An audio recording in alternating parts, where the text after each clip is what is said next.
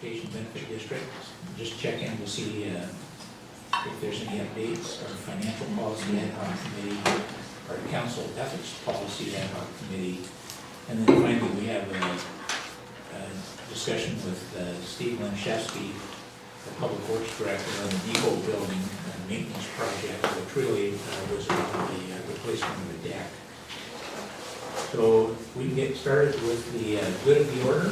But before I do that, let's have our guests introduce yourself. We appreciate your being here. I know you've had interest in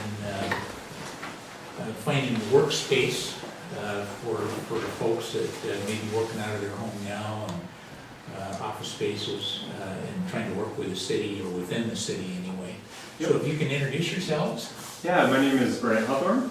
Jennifer Stogner. Yeah, and so really interested in the rec building for the purpose of a co-working space. It's something where I'm coming from a background in the tech sector, and obviously a lot of the residents in Duval also are in the tech sector, and realizing that a lot of people work from home, and that also includes people that are not in tech. So you have writers, people that are kind of in creative disciplines, people that are lawyers, accountants, having their own firm, that they might not have the funds to rent out a workspace. So by having a co-working space, that can kind of allow people to kind of utilize each other's skill sets in a positive way. There is some economic benefit of that, where it reduces the traffic, obviously, on the roads, where people don't need to go to Microsoft campuses, for example, where they can be a little bit more local. And I think there's additional benefits where a space like that can provide, if you look at other models such as the WeWorks and Galvanize, which is another big one, downtown Seattle. They also have education programs for small businesses, which allow kind of entrepreneurs and people wanting to start their own companies a little bit more background and kind of resources to be successful. And that obviously has a financial and economic benefits for the city as well, other than just keeping people local and spending money. So really looking in that, obviously in Duval, the commercial space is very tight. And so having something where we could partner with the city and potentially get into a facility like the rec building would have a lot of benefits and potential partnerships for us. Brian, thanks. It comes at a good time to talk about it, because we are trying to figure out what to do with the rec center since it's been sitting empty. We have talked about co-working spaces and potential to have office space available for people to work out of their homes a couple of times this last year. But one of those during our economic development, talking about what we could attract, and for those that live here and want to work here but still would like a space for meetings and so on. Yeah. And so I think it's timely for us. I don't have a set agenda on when we'll get to that, but certainly we are talking about the rec center and our other facilities, so it'll be one of those topics that we'll continue to look at. Awesome. Appreciate Thank that. you again. Thank you guys. Anything for the good of the order? Well, seeing none, we'll move on. Our Transportation Benefit District Ad Hoc Committee. Any updates from Matt or Steve? So I think the last meeting, we are looking to set up the open house. And I think part of the goal here is just to confirm the date and time. So June 4th was a date, which is a council meeting night. And we were thinking, do we do it? We were thinking about doing the city council meeting, the actual council, the work part of the meeting, from 5 to 6:30, and then doing the community meeting from 7 to 8:30. And we would either do it we might even actually do that meeting at the visitor center. We're just checking to make sure that the room is open. And the date on that again is June 4th, it's your first It'll be a council Tuesday council night. And we thought later too, because somebody mentioned maybe a later time is better for citizens to come. Maybe they don't want to come to council. No offense to anybody in the room, but if they had a general open house style meeting, they might have wanted to come to that, so the later the better. And I would say from experience, it's probably fair. So, but it is baseball season, so I use baseball going until dark anyway. But And we would do that here in the council chambers, or did you We say? might do it at the visitor center. I don't think we'd ever expect probably more than 48 people to show up. I mean, we could be wrong, but I'm not sure that we might be able to do it up here, but I don't know what the occupancy up here is either. It might be where we have to get the room downstairs. Can you check on that? I don't know what the there's probably an occupancy card somewhere. You guys hosted one in the auditorium. Yeah. And the school district was really nice. I believe they actually waived the fee because they They participated. were participating, I don't know if they'd be willing to do that again, but. But we can ask. And then just a couple other things, we had administration, our weekly Tuesday meeting, and even though we're not fully through the process, we can start the process. And I'll actually let Jody talk about it a little bit, because she's been doing the research, and we had some follow-up questions, but on starting like the pro and con committee and the work that Rachel's gonna do. Yeah, so Rachel's already working on a resolution that her and Steve have looked at. We're hoping to have a draft of the resolution, which would be the resolution of you guys authorizing it to go onto the ballot. We're hoping to have at least a draft of that, maybe the next meeting as a written report, just to kind of get your eyes on it for the first time. And then we would start rolling that with discussions and such, probably starting in June. And then we can advertise and actually appoint our pro and con committees at any time during the process. The deadline is August 6th at 4:30, but we can appoint earlier than that. Let's see what else. The pro and con committees can also submit their statements for the voters pamphlets early, although they would not be able to write their rebuttals until after the deadline of the statements, because the email swapping the statements doesn't happen until after that deadline. We can also file the resolution to put it on the ballot as soon as we want. We could do it today if we wanted to. And they just kind of sit on it basically until time to actually do something with it. So we have a strict deadline, but we can definitely do things earlier than that. Judy, with having the public input in early June, I think we all would like to know where our citizens stand before we finally throw the switch. We're setting everything up to move forward as we would like to go to the voters, but will we still have time after the June 4th open house, get feedback, and then if anything changes in terms of our direction, but we still have time at that point to bring everything else together? Absolutely. The last meeting that you can approve the resolution to put it on the ballot is your July 16th meeting, because the deadline is 4:30 p.m. on August 6th, which is your next meeting.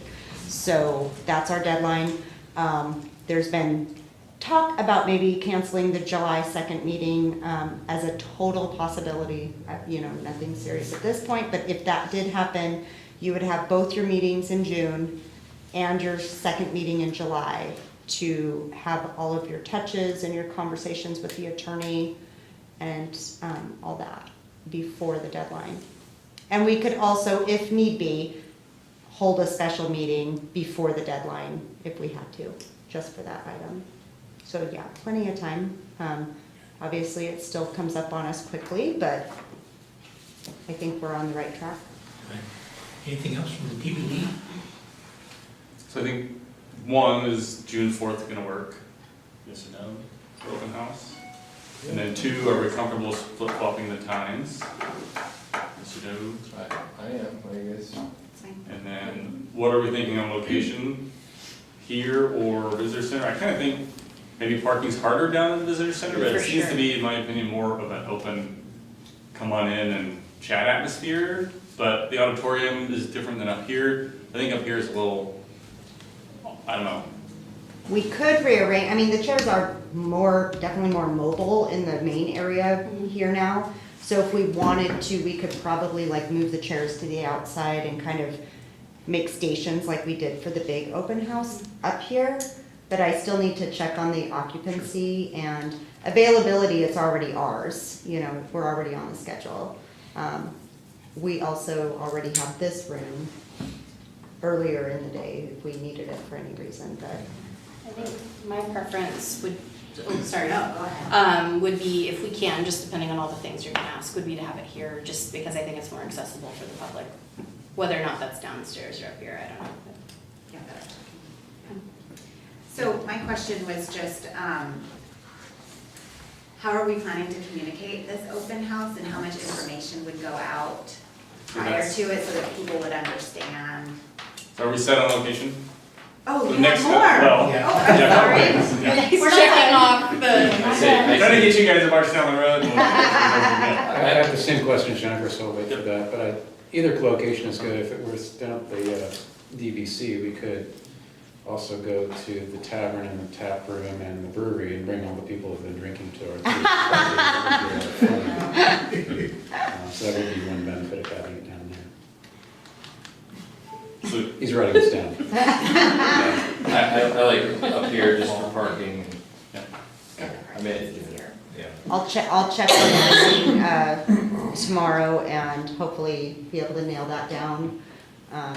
And as far as advertising, we are intending to put something in the newsletter that goes out in May. And it will actually be a call for community engagement on both this, what we're talking about, plus the fireworks emergency ban ordinance, which we are having the special cow at the fire department on the 21st for that one. So, plus I think during that one, because that might actually bring, whenever people hear about fireworks for some reason, they come out. So perhaps we announce it then as well.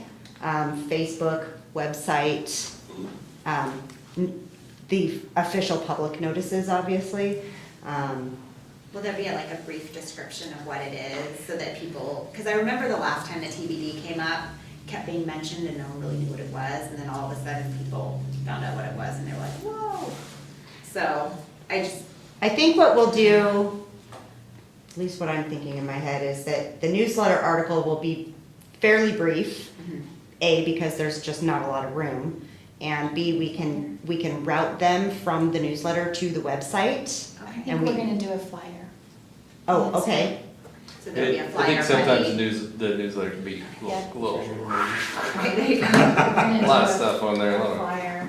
And we'll have appropriate information, right? We're stating facts, we're gonna Right. stay clean on what goes out, so.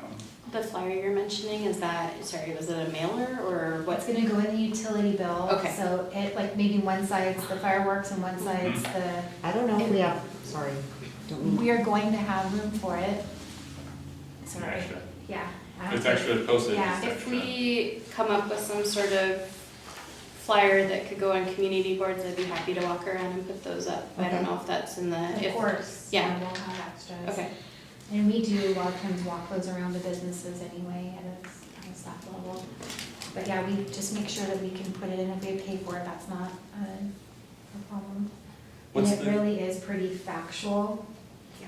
What's the cutoff, Jody, for insert? It's coming up. Well, the article is due tomorrow, and the inserts would have to be due next week. I don't think that we need an article if we have it as a flyer, but we need it in the calendar section of the newsletter. It needs to I'm sorry, be one second. fairly prominent, I guess that's what I'm hearing, is that people want some Yeah. sort of prominence to the meeting notification, and Mhm. even if we say we're raising your taxes, come over and find out why. That would definitely get their Transportation attention. benefit district equates to a tax. Yeah, make sure people Yes. understand that, Yes. because just hearing TBD, no one knows what Yeah, I it is. think A meeting that- about TBD, they'd be like, what? That was tried before, so I think we do need to be honest, that Yeah. it would be, it would be a sales tax increase needed. So that, I think that would bring out more Yeah, people. I think it's factual, the city approved a TBD and X, and now it's going through the process of bringing forward Just a say sales, tax, tax, tax. a sales Big tax. black everything. So it has, we have to be really careful with what we do put in it, but Yeah, well, that's factual, and they can find out more, but I think that would bring people out if it was just brief and bold and prominent. Well, thanks to the committee for working on these. Steve? And last point, for you folks, like what we see at the info night. There'll be a couple of images. We don't have a whole lot, right? We have probably some sort of story on existing conditions of roads. Maybe I'm thinking like a grade of 6. This is a great road, and then kind of go down the list on how we classify the surface of our asphalt, maybe in visual. We have our draft inspection or tip, our project list. I know there's the sales tax list that goes on and on and on of what is and isn't taxable when you do these sales tax based TBD fund. So we can have some of those things. And that, all of it would be, at least 24 by 36 style or larger. We have copies of everything as paper 2. Anything you guys think? I like the idea that you have the different levels of road.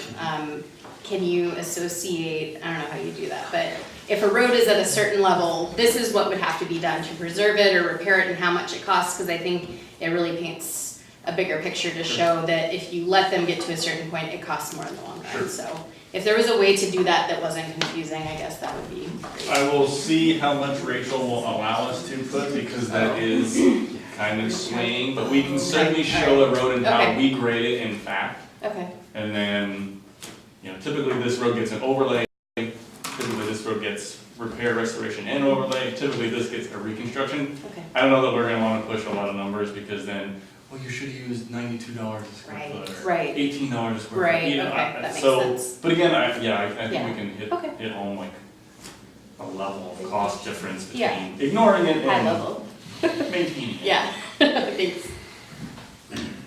Other questions from Your council? thoughts on visuals? Maybe something about the current funding sources or Sure. what they're comprised of and limited to, or. And then, do you want to talk about the tab versus tax options? We've kind of moved past that, right? Okay, I'm just thinking there for could be a the, sub- I was thinking like No, what I think- Jennifer said about the, if we collected the tab, this is how much it would be and only Duval would pay for it and tax would collect approximately, based on this information. Yeah. I think that would be important, because the community has heard TBD before, and when they found out it was a car tab, that was the direction I think the city was going. There was a lot of resistance to that. So maybe some mention that these are the 2 options to fund the TBD, and we are choosing this one, so that they would understand that, oh, I did hear TBD before, and it was the tab, I didn't like that, maybe this is better. I don't know. I think we've passed that point though, because my understanding is what council's adopted in the draft ordinance will be for the sales tax increase. So without confusing people in which direction we're going, probably it might be best to be really clear that what we're considering is the sales tax increase. I think sometimes keeping it simple is definitely helpful, and I concur with Councilmember Jason. I think it's an important thing that, and when we're there, and it's a good narrative, but I think you can take, if people hear tabs, they might just leave it Right, with that would make tabs. Well, perhaps if we have the information in our back pocket, if the question gets asked. And the list is out there from LRSC, right? We know who exactly has which, if they have it, and then how they fund it. It's all fact-based. We certainly have an estimate, well, I don't know if we have a fresh estimate of licensed vehicles in the city. We got one late last Okay. year. I think the only thing though is like if you do a councilmatic tab, you don't have to stay at 20, you can pick. What you up do for the to- first two years, You do, and then you can go up. but if it's voter approved, you don't have to start at 20. Correct. So that's where I think it would like start to like muddy the water potentially, but I think that having a fact sheet that says like maybe these are the cities that have a tax versus a tab would be okay. And if people ask us, we can have a statement of fact that said, when we looked at it, this is what it was. If the question comes up, we can definitely be prepared. Yeah, you should explain how you've come to the place you are. Again, this is not your decision, it's a decision for the public, right? Mhm. But here's how you've narrowed down the choice options. for that consideration, and you'll need to tell that story, but I would say you tell that story when you're having the assembly. Like, the key thing is just getting people to the room. If people know it's a tax increase and they're there to learn about it, and they will have the right and privilege to vote on it, that's their opportunity to learn all they can. Really, that's the purpose of having them come out. You'll probably get more folks coming out. And I think that, and this is for a little bit down the road, because we'll want to bring obviously draft materials for the TBD, the committee to look at, but also for the council of the whole, just so we can, that's why we wanted to nail down the date, so we can start to bring drafts of those materials at the next meeting. I think the one question that we'll have too is, this isn't necessarily a sales pitch by staff, this is really maybe should be carried partially by the council and the committee as well. So I think it needs to be participatory beyond a staff level. Well, thank you for the work by the committee. Are there any other questions from council I have a for question. the committee? Yes. Would you guys like some sort of agenda created for the open house, or is it gonna be truly an open house similar to our original one where we just had stations and open conversations with various council members? Well, when I hear open house, I think you can come anytime between those, times listed. Mhm. And so if there is an agenda, but it's still called an open house, I worry people will feel they missed out on something. Okay. And I don't know, Or if is it, they couldn't be there on time, they Right. might forget it. yeah. So, I mean, that might be my preference. I don't know if not everyone shows up at a certain time, if there's some sort of presentation, I don't know how helpful it would be. I would a combination of both, like people mill around and ask questions, because not everyone wants, few people actually want to stand up at a microphone and, like they have to do here, it's petrifying for people, and you've probably all done it before you were on council, but I also think there's a time for having a forum where people could ask questions in public, or somebody could explain or fill out question form, and people could read those and best come up with, to address those answers and questions, so everyone can be informed of maybe what people are thinking, and, so you could have the open house, but then you could have a public forum piece of it too, which even council members could do that, just to I like that see idea. if we're all together on it or not. Yeah. And towards the end, we kind of pull them out of the box and Yeah, Yeah, go I over like that them. idea. And Yeah. follow-up questions on this item. as long as something didn't start right at the beginning. Because Yeah. I agree Right. with Yeah. Amy that sometimes you show up at what you think is an open house and you're like, wait, obviously this was not an open house. Right. I've completely missed stuff and now I'm embarrassed because I showed up late. Also, open houses can be done for placation and pacification too, and people are sometimes wary that, they're just showing up and there's no real way for them to Mhm. provide any sort of, to be heard basically, to have input matter, and so, that's part of doing this is, I think that's why it's going to Put be yourself important out for there. council to participate and walk around the clipboard, introduce yourselves, and have it more of a, I don't want to say a casual conversation, but something that they can feel comfortable in a small setting. I can say open houses that I've held for some project-specific jobs. I didn't have anybody shy about trying to grab the microphone. there's always people who. We had to have a facilitator, she never let it go. It was quite entertaining. But you can have some ground rules with it. Totally, but I think it's great, I kind of like that, if they're not necessarily comfortable enough to ask, if we did a kind of go around the room with a microphone thing, they could put it on a little note and. Somebody could read it. And as a council member or a staff member, we can write on the question card Sure. too, if they're, if we're trying, they're a little, not feeling like they wanna even go Yeah. that far, but For we sure. can. I think it's, We can help. that's good. I think it's important this is led by council, because really this is your thought process. This wasn't done this way by administration or by the prior administration especially, so. And Matt, are you the chair of the? I am the chair. You get yourself into a lot of crazy stuff. Yeah. I mean, would you be comfortable if we had maybe the first half open house and the second half would just be sort of Yeah, forum, yeah. just to read Definitely, questions? definitely. Yeah, I think that sounds like a good idea, because I think a lot of, Yeah. try to keep it open so people can kind of Mhm. roll in and roll out, or roll in, you know, not on time, because I think everybody's evening is different. You know, one thing that we could do is do like a dry run a couple of days before, have the materials, and then like, you know, Steve and I can make up some crazy questions or something, Sounds like fun. and ask. Well, I think it would be good too to try to figure, because it will be, it'll be a cow, right? Because it'll technically be a Yeah.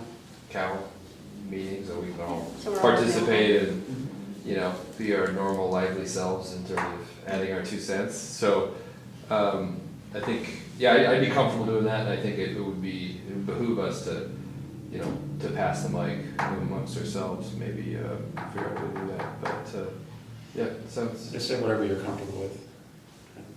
However you want to run it. It's fine. As a council member, would you, if we were helping answer the questions, would we have to be super careful not to give an opinion? I guess I worry a little bit about I was that thinking scenario. that A little coaching, Yeah, Yeah. that's why I dry run. Yeah, and we could accidentally, you know, unintentionally. To that point, the ordinance would be potentially adopted before the open house, is that correct? Or we have a draft, maybe.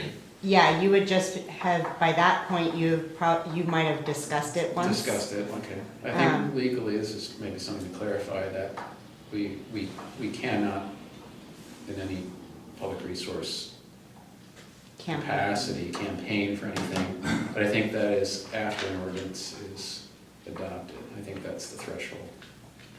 We'll I will confirm that. double check that, but I think you're probably on the right track. So this is in preparation of, Of the Creating opinion the question, if somebody says, what's your opinion of this? I mean, you could even say, I mean, it's nice to have legal clarification if we're asked an opinion question. Right. Or we could phrase it and say, this is my opinion about Yes, something. yeah.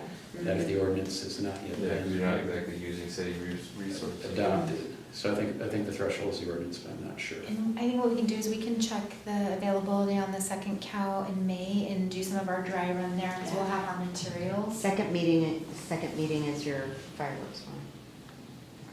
Your cow. A lot of fun meetings coming up. I could just see, a vacation day in my future, get my best suit on, my only suit, and we'll come in and we'll do a drive. I want video of that. Maybe a tie too, the one. I still have my tie from graduation, high school graduation. Steve, did you get a seat? I think we got, yeah, plenty, thank you. Yeah. Yeah, I think that sounds like a good plan. We'll move on to our second item. Just let her know if you need something. Our Financial Policy Ad Hoc Committee. Jennifer, did you have anything for an update? Our group is taking turns being I guess I was Whose turn is it? delegated the Councilmember Walker. Jason. speaker position this evening. Walker has our. Yeah, Michelle, you're next. Okay, I'll try to be brief. Well, 8 items I do want to go through. We met last Thursday. I was only half an hour late. But we had a good meeting. And we focused on what we're calling the general budget policies. Other policies called these operational policies, but I thought that term really didn't sync with all the other policies we're evaluating. So how we're thinking framing the policy document, making it a brief document, this would have the purpose statement, the general policies, and then whatever components of the general policy we need to flesh out in their subcategories, we'll do that in further detail. But we came up with 8 general policies. The 8th one is convoluted a bit, not convoluted, it's more complex. So I'll try to get through the first 7 and land on the 8th one and see what your feedback is, okay? Okay. So what we thought for these general policies would just be, how could we have a simple framework to guide a budget process that would have been better than what we experienced, and maybe meet more of our needs and be more productive, and maybe we'd have a few less surprises, and everyone could work together better. That's what we're thinking. So, okay. So the first, some of these are just procedural and pretty straightforward. So the first one is that Of course, in our form of government, the city administration will propose and the council may adopt or modify a biennial budget that will reflect, estimated revenues and expenditures for 2 years. And that quarterly amendments may occur, okay? And the mid-biennium review will occur as mandated by law during the first biennium. Just simple statement of how that process is going to go. Number 2, the city administration will evaluate service levels in setting budget priorities, share information, and propose their service level priorities in concert with council priorities for the ensuing 2 years prior to and during the development of the preliminary budget. So the service level consideration is something that in other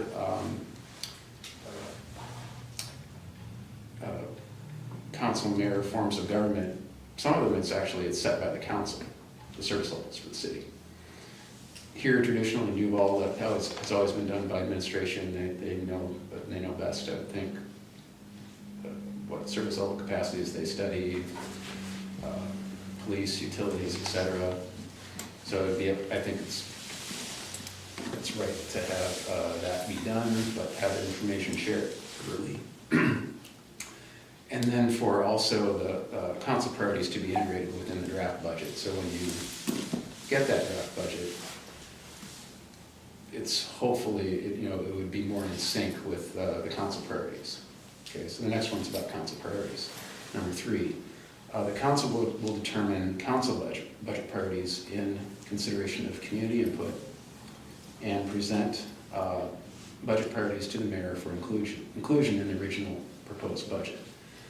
So, and I think that's good enough. I mean, we can get into a lot of detail in terms of how council would like to get community input and information in their priorities early in the process, but that could be however you'd like to do it at a later time.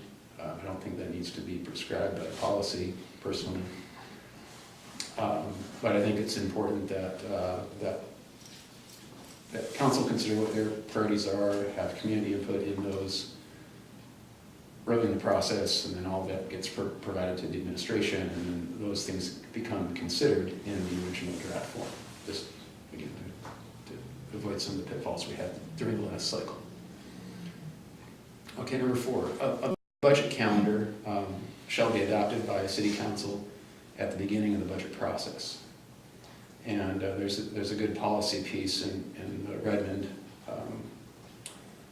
financial policies. I think Jennifer has that. And basically a budget calendar. So your calendar at the beginning of this process will sync what your expectations will be. Basically, then you can plan to work the plan, and that way you know kind of the roadmap ahead at the beginning of the process. Okay. 5. Let's see. Council, staff, and mayor will work to make amendments to the mayor's proposed budget, administration's proposed budget to meet the policy, financial objectives, and combined priorities prior to final approval. Just basically a statement that it's going to be an integrative process. You're all going to work together on it. That's how it works anyway. Let's see. 5. Or sorry. Around 6. The mid-biennium review statement. So the mid-biennium review, we were talking, it shouldn't be a redo of the entire budget, right? Again, setting expectations. The expectation is that it's a minor update. So we don't have language for that, and maybe that's enough. The mid-biennium process should be kind of a tune-up, not rehashing everything and not starting over. Let's see, number 7. We thought it was important to have a one-time revenue to one-time expenditure policy. Let's see, Jennifer has a copy of DuPont's policies that's different from Michelle's copy of DuPont's policies that has a good policy about one-time revenues to one-time expenditures. So we thought we would do what most other councils do and plagiarize that. And then 8. So 8 is more complex, and I think 8 is one of those things that probably would fall within maybe the next category in terms of outcome-based goal, and I'll try to read it through, see if this makes sense. Okay, this has to do with forecasting. We had a lot of discussions about forecasting, and then a lot of our concerns would be about what type of forecasting methodologies we're using, and in what level of detail, and for how long in the past, and how long in the future. Okay, so this is like theory of relativity. I'll do my best. Okay, so to best adapt to changing economic conditions. Operating budget, to best adapt to changing economic conditions, revenues and expenditures shall be forecast based on a detailed review of data from the prior biennium. I'm going to pause there. So a detailed review of the prior 2 years. Understanding what the revenues and expenditures were within a shorter duration time frame preceding the projected budget you're doing for the next 2 years. So you do a detailed review of the prior 2 years. And detailed projections for the next forecast of 2 years. So you do a bit more fine-grained analysis of the prior 2 years, and you do your best based on relevant data to project 2 years in the future. Does that make sense? Okay, haven't confused anybody yet. Let's see. So then we were thinking about, well, we also learned a lot from doing a research when Mike Bailey came, and that a greater time frame of historic review and future projection is also helpful, right? But in a coarser grain analysis, not as much minutia, but using other metrics, other ratio analysis, other consideration to best understand, the economic cycle you've experienced in the prior 6 years, and then in the forward projection of future 6 years, best you can. So the language is, historic review and projections shall also consider coarse economic data for a 6-year historic review and for a 6-year projected future forecast. The near-term review and long-term forecast shall occur upon initiation of the budget process as a basis for financial projections in consideration of fluctuating economic cycles. And then we thought, this is another piece that we took from a different policy. It should consider the highly conservative viewpoint. It should consider the highly optimistic, and then it should consider the best reasonable outcome. So you'd have kind of 3 scenarios of worst case, absolute best case, and then what you think, what the temperature of the bathtub should be. And this is all fairly common when forecasting is done, that, you try to have historical data so you can kind of see trajectories of where you're going. You have better detail kind of in the immediate area that you're doing your budget for. And then the forecast, you kind of say, wow, things keep going good, this is what it'll be, wow. It's a pretty common forecasting technique. So in just looking at other cities, most cities do something like this. Doesn't, like Mike Bailey had mentioned, it doesn't have to be anything super fancy. You can use an Excel spreadsheet to get some of the numbers, organized and then put it in a graph. It doesn't have to be, we don't have to hire a consultant to do this for us. You just have some basis of projection beyond the minutia. Any thoughts, Michelle? So I know we talked about that a lot of cities did a 5-year forecast, so I don't know, I know that with us having 2-year budgets, is that, do you think 4 years, like 2 years? I took the 6-year timeframe, I think when Mike Bailey mentioned it, so I just thought. So would the 6 years include the 2 years that you're forecasting ahead for the budget? I think that's Yeah, what you're asking. of course it would, yes. Yeah. Well, the 2 year would be whatever you would make it to be, but it'd be a far more detailed review. The 6 year could be done on a ratio analysis, could be using the state auditor data. There's a lot of other course data and different ways of considering economic projection that are, not in the weeds. Yeah, Mayor. I just wanted to say that my preference is to have 6-year projections. We didn't have the 5-year projections like we wanted this year. We haven't had them too many times in Duval's history, and that's been one of our big challenges. So one of the positive things about moving to biennial budget is it provides at least that 2-year window. But I think if you go 3 budget cycles, and you go historical and forward, that we'll have a better baseline and average and be able to predict a little bit better unless we have, another huge great recession again. But my preference is to have the more longer term outlook so that we can actually, like in the policies that I sent to the council, the draft ones, so that we can get down to that minutia, that we can set the savings standards for every single year as we're moving forward and looking at equipment and building replacement and everything else as well. And so if we have that 6-year look, it'll be a lot easier to budget on the 2-year basis, looking at those repairs, replacements, and maintenance items.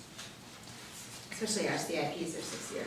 Great. Yeah, and I think 6-year corresponds with the sequence of 3 bienniums forward and back. So anyway, that's what we got through. I'm the only one who I gave it to the rest of the folks. I didn't print this out, but maybe anyone, any other feedback? These are the 8 items we came up with, and we met for a little over an hour, and we thought, if we only had this, we would probably have a much better budget process than what we had.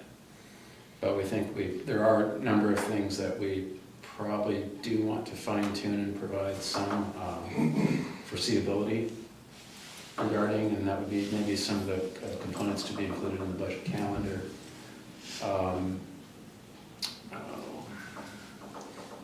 I mean, there might be some component, we haven't gotten into this in the committee, but asset management and what your expectations would be. It's just about setting outcomes of expectations of information so you can make decisions.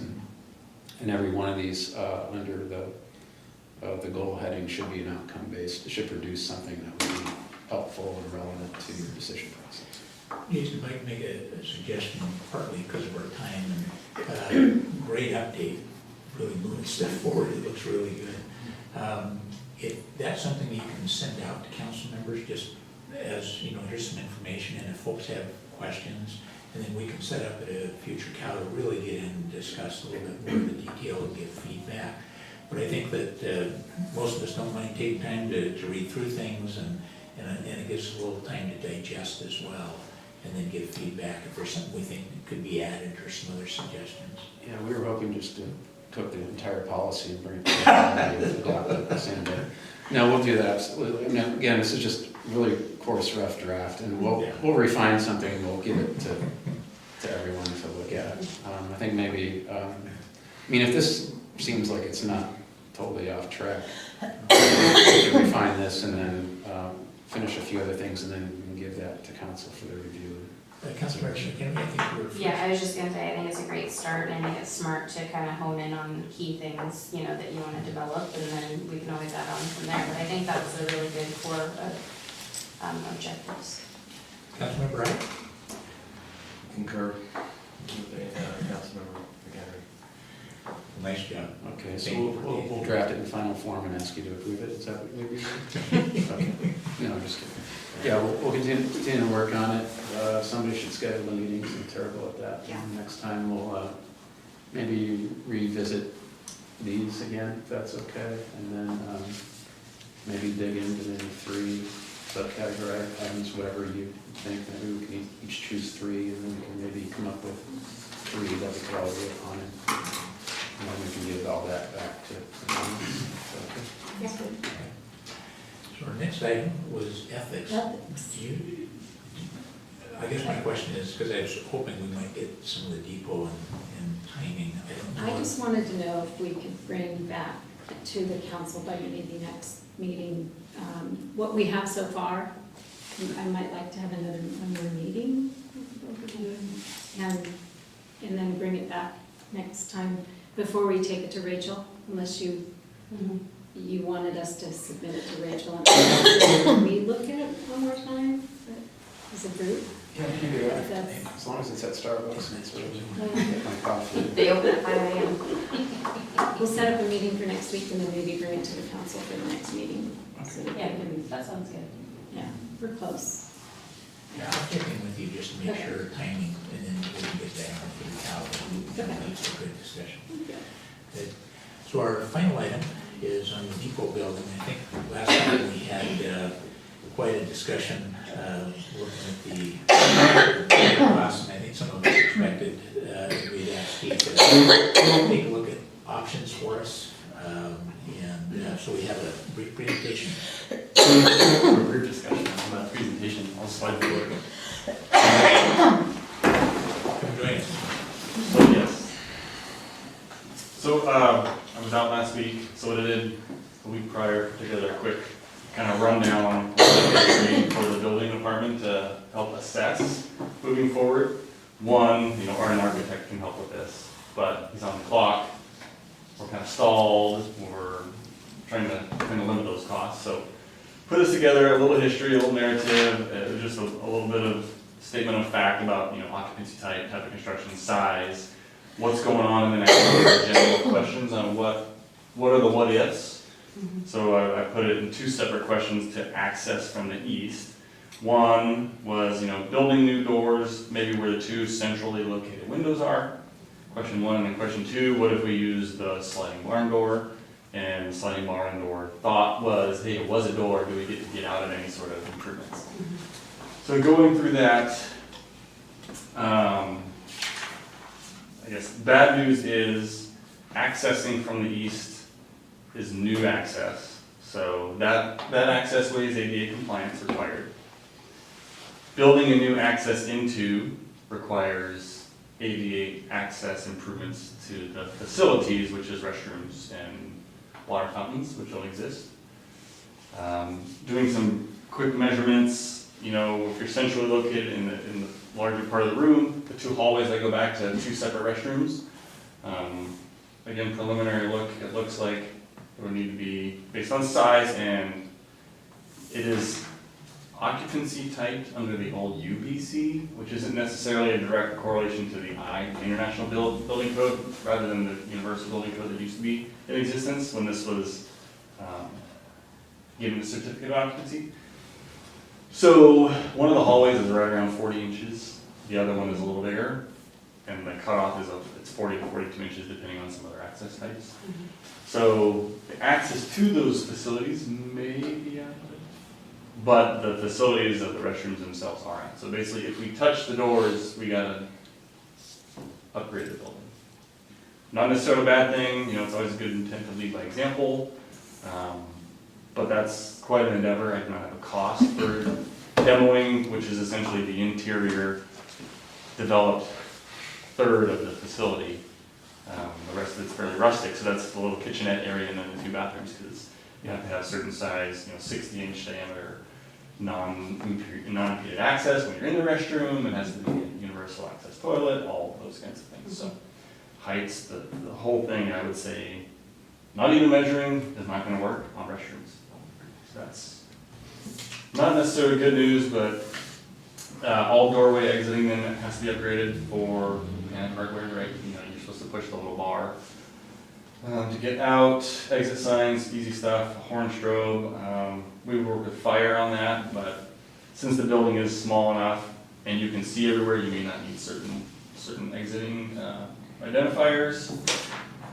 There would need to be a secondary access maintained. It may not be ADA access escape, but we would have to have a door somewhere else, probably on the west side of the landing to stairs to surface away. I think I mentioned drinking fountains, which is an odd requirement, but nonetheless, new standard requires drinking fountains. So that's that in a nutshell. It's the gift that keeps on giving. It certainly is terrifying every time you turn around. Steve, one of the questions that came up was closing the building. But I understand our contract requires that we leave it open, is that correct? I did ask Laura today if we have to set things up. We're not at that point yet because we're not quite sure where we're going, but they are involved for the contract with where the city goes and what happens within the structure. I don't know that I read or recall it saying it explicitly has to remain open, but it is. You do read it as it is supposed to be used as a public space. So. I think you could close it for a short amount of time, to do work on it and or save resources, but I don't think you'd want to leave it closed for very long. I think that wouldn't necessarily be meeting the intent of that agreement. we are gonna be setting up a meeting with the family, but we, you know, we didn't wanna just throw, you know, good news, bad news down on the table, and we wanna probably try and have a plan to put in front of them before, you know, I just don't wanna put have a whole bunch of random thoughts, and, you know, because they're coming from another state.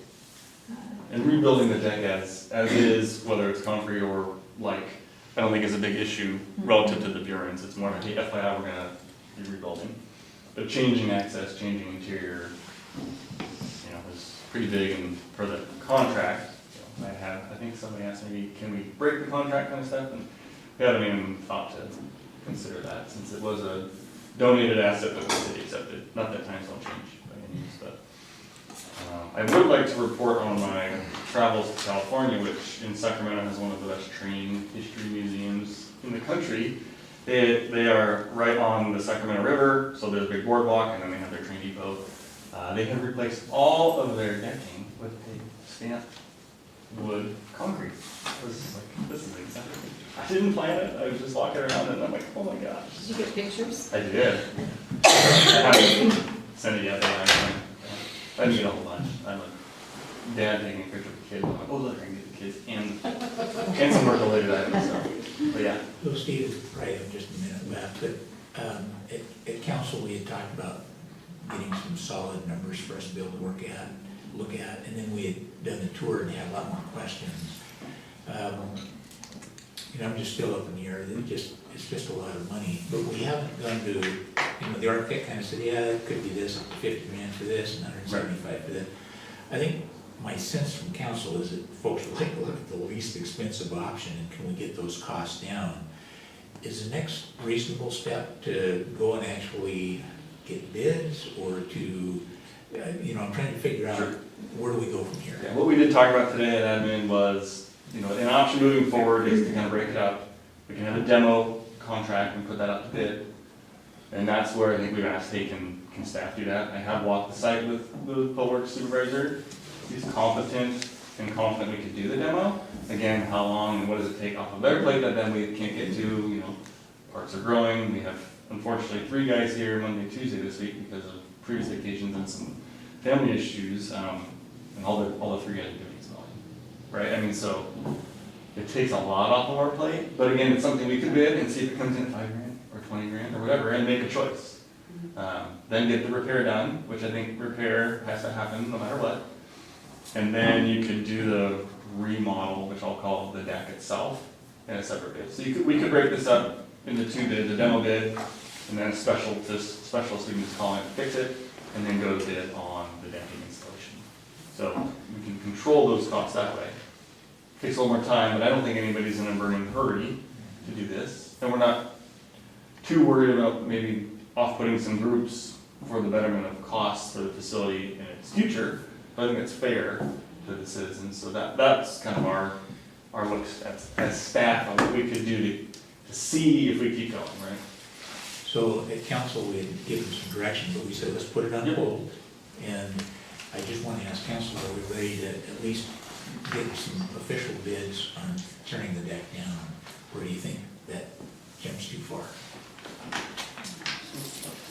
Think about that. So I guess the next stage, I understand the process, I mean, if we haven't done this, would be to have like an architect speak, like a design development, so then we can get some estimated costs on for all those improvements. So we have to, one, I guess, what we would need is to confirm, you know, that concrete is better than wood, which at one point we did, whether we affirm that or not is fine. And then, yes, we would have those plans finalized to then put something out for a bid. Was the concrete better than wood? Discussion I was involved at reversed at the last meeting. I don't think so, but again, we were going one way, we're here, so. Okay, we look at it. I thought council, Yeah. I thought when I heard this majority Sure. during the formal meeting that the concrete seemed like the preferred option based upon If we go, that would be preliminary nice. design and the cost projections that we had. Yep. But the other detail here of doing internal modification, remodels, I mean, that would take at least a design that's to a level where costs could be estimated by an architect. That way we would have some cost for decision process even before bid that we could used to consider, or even for the family to know what those costs might be? It's certainly something we could do, it is nothing we have scoped right at this point, so do a scope amendment, get the architect to do something different Well, it seems- inside. It seems like when you start down that path, that's a whole, like, it's a larger park project endeavor.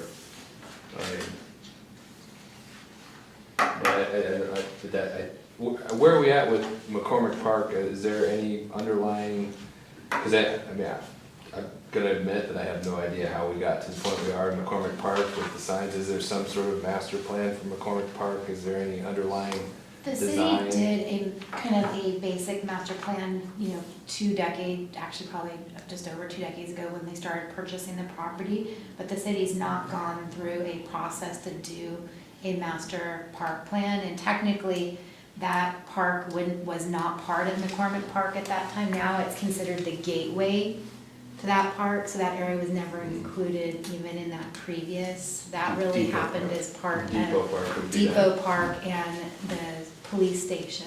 Oh, I see. But I think, I think it could be a good exercise, like to look and see, okay, if we scope out and say, okay, maybe we wanna do those internal things, what does it look like? At least so that you can say you looked at that option, even if you have to lean away from that option because it costs money. Yeah. And it wouldn't be park impact fee eligible likely, it's just, I think that would be a tough, cause we're not adding on to it. Just reconfiguring. It's reconfiguring, so we could probably use REIT potentially. Well, I guess I see, I kinda like the options that we've provided so far in terms of somewhat piecemeal. When we start down that path, but it sounds like we're already down that path anyway, so in terms of incrementally moving forward. But I do feel like the larger scope of work really is more like a park design, and it should be taken into consideration the whole park. That's a If you good, wanna do that. good point, Matt, about just, what's the long-term plan before we dive into the money. Yeah, So we're I not think- gonna solve it tonight, obviously. I appreciate the update, Steve, I hate to be a taskmaster, we certainly have an answer there too.